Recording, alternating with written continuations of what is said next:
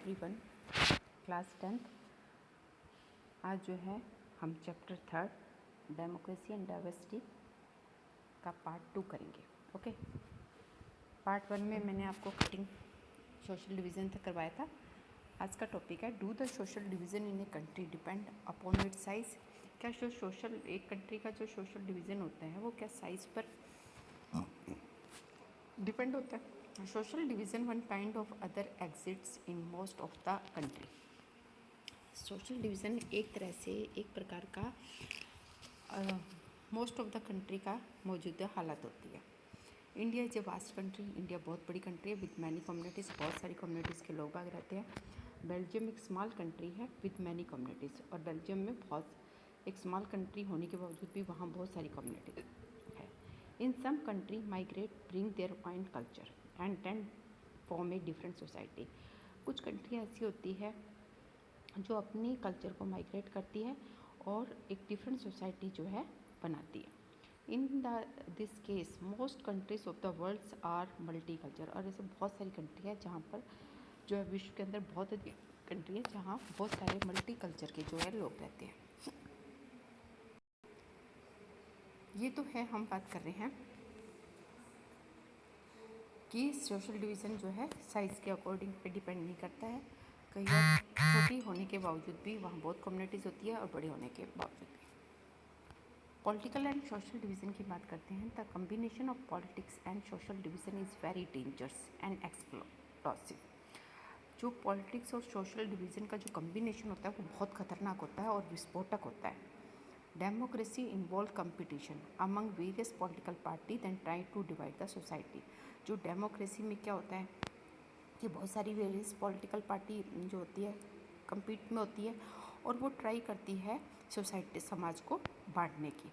It make social division और into political division, और इससे सोशल डिवीज़न क्या बन जाता है, पॉलिटिकल डिवीज़न का पार्ट बन जाता है and lead to conflict and violence और even destructions of the country. और इसकी वजह से क्या होता है, बहुत सारे मतभेद उत्पन्न हो जाते हैं, हिंसक रूप धारण कर लेता है और ये कंट्री के लिए जो है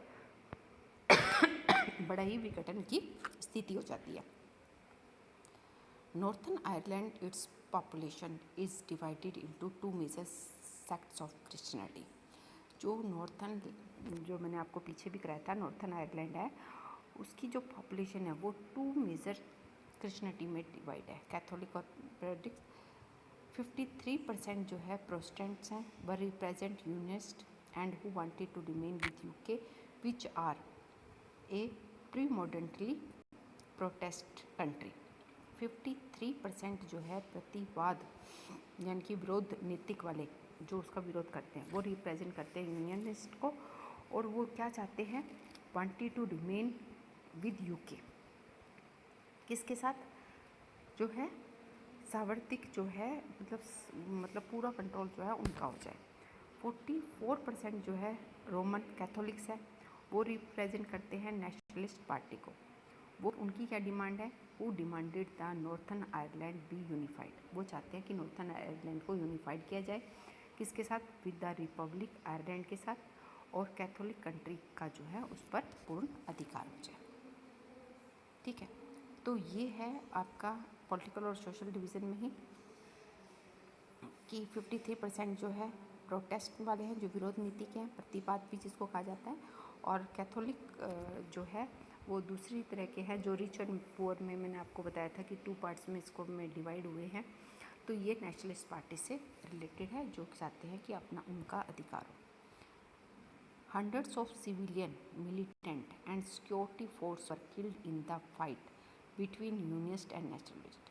जब इन दोनों के बीच में आपस में जो युद्ध हुआ उसकी वजह से हजारों नागरिक, मिलिटेंट और सिक्योरिटी फोर्स जो है मारी गई। It was only the 1998 that the government and the nationalist reached a peace treaty and suspend the armed struggle। और 1998 के अंदर केवल जो है यूके जो है गवर्नमेंट जो थी और नेशनलिस्ट कहाँ पहुँचे थे, शांति वार्ता पर, और उन्होंने उस स्ट्रगल को क्या किया था, ख़त्म करने की कोशिश की, suspend. But in same country, the political competition along religious and ethnic may lead to disintegration example Yugoslavia divide into 6 independent country. परंतु उसी सेम कंट्री में पॉलिटिकल कंपटीशन की जो किसके बीच में था, रिलीजियस और एथनिक के, और उन्होंने जो है विघटन कर लिया, आपस में मिल गए, और इस प्रकार से विघटन होने के कारण यूगोस्लाविया इसका एक एग्जाम्पल है कि ये जे कंट्री में इंडिपेंडेंट कंट्री में डिवाइड हो गई।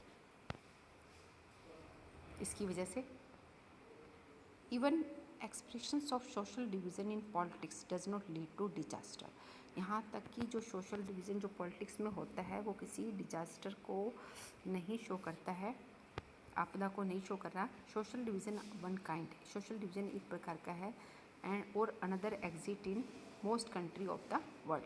जो अधिकतर कंट्रियों में है social division effect the voting in most country, और सोशल डिवीज़न की वजह से वोटों पर प्रभाव पड़ता है, क्योंकि जो पॉलिटिक्स पार्टी है वो सोशल डिवीज़न के अकॉर्डिंग जो है लोगों को डिवाइड कर देती है, जिसकी वजह से वोट डालने में भी क्या होता है, वोट भी उसी के अकॉर्डिंग ही डलते हैं जो इस पर इफेक्ट डालता है।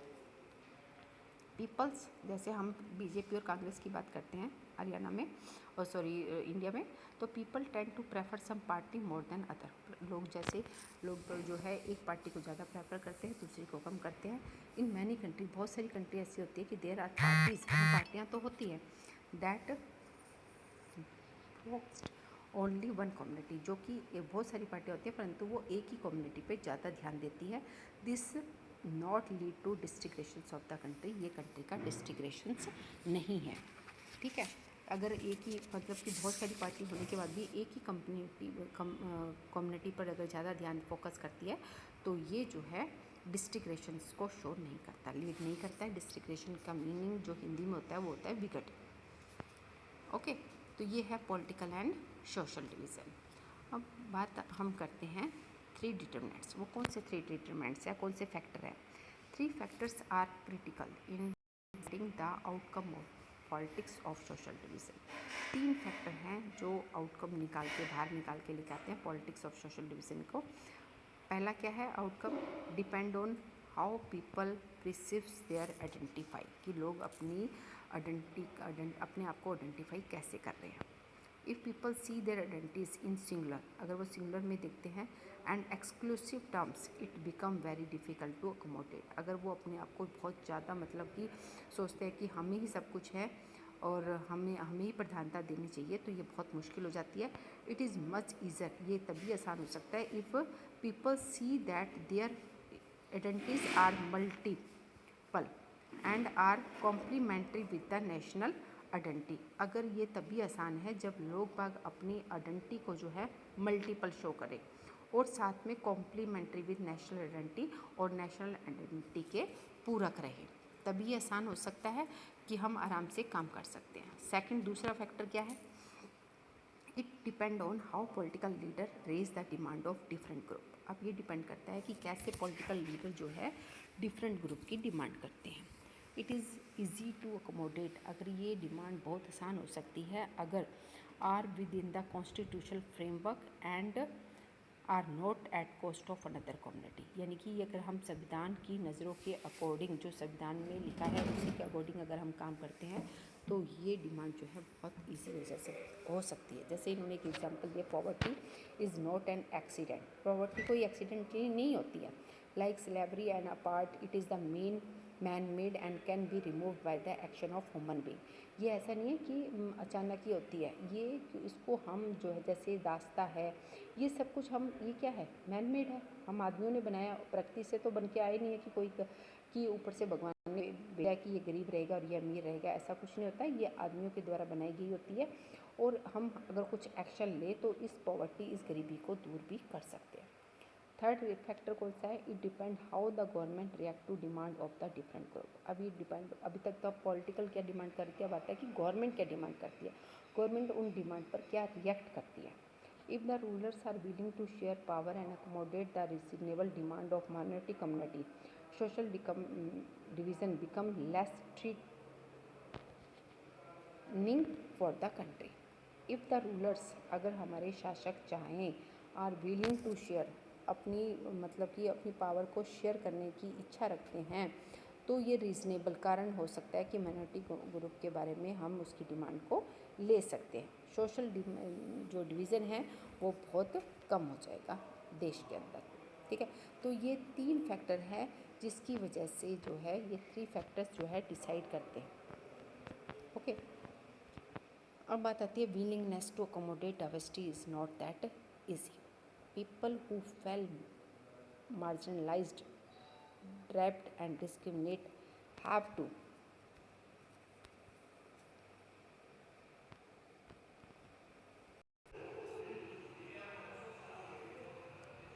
people who felt marginalized, deprived and discriminate have to fight against the injustice. People who fell, जो लोग बाग जो है हाशिए पे थे, यानी कि जिनको बहुत ज़्यादा दुखी किया जाता, मतभेद किया जा रहा था, वो इस अन्याय के खिलाफ लड़ाई लड़ रहे थे। Such a fight often take the democratic path, और ये फाइट जो ये लड़ाई थी वो डेमोक्रेटिक के लिए एक रास्ता था। वॉइसिंग देयर डिमांड, अपनी मांगों को उठाने का, in a peaceful and constitutional manner, यानी कि शांति वार्ता तरीका से और संविधान के मैनर से, and seeking a fair position through election, और चुनावों के अंदर जो है इसकी जो है फेयर पोजीशन की मांग की जा रही थी। Willingness to accommodate diversity is not easy, इसमें next point the struggle against such inequality, जो ये स्ट्रगल संघर्ष चल रहा था असमानता के विरुद्ध, some time take the path of violence, तो कई बार क्या होता था कि शांतिपूर्ण तरीके से चल रहा था और कई बार ऐसा हो रहा था कि इसने हिंसक रूप धारण कर लिया था। However, हिस्ट्री शो दैट, हमारा इतिहास हमें दिखाता है कि democracy is the best way to fight for recognisation and accommodation of diversity. हमारा इतिहास ये शो करता है कि डेमोक्रेसी जो है एक बेस्ट वे है किस चीज़ के लड़ने के लिए, अपनी पहचान के लिए, अपनी आवाज़ के लिए, जो डिफरेंट डाइवर्सिटी के लोग हैं। तो ये था कि हम जो है विलिंगनेस, अगर हमारे में इच्छा है तो अकोमोडेट अपनी आवाज़, अपनी पहचान बनाने की, तो ये रास्ता आसान नहीं होता। तो इस प्रकार से आज ये चैप्टर आपका कंप्लीट हो चुका है, democracy and diversity. I hope all of you listen very carefully and right the notes in your register. Thank you.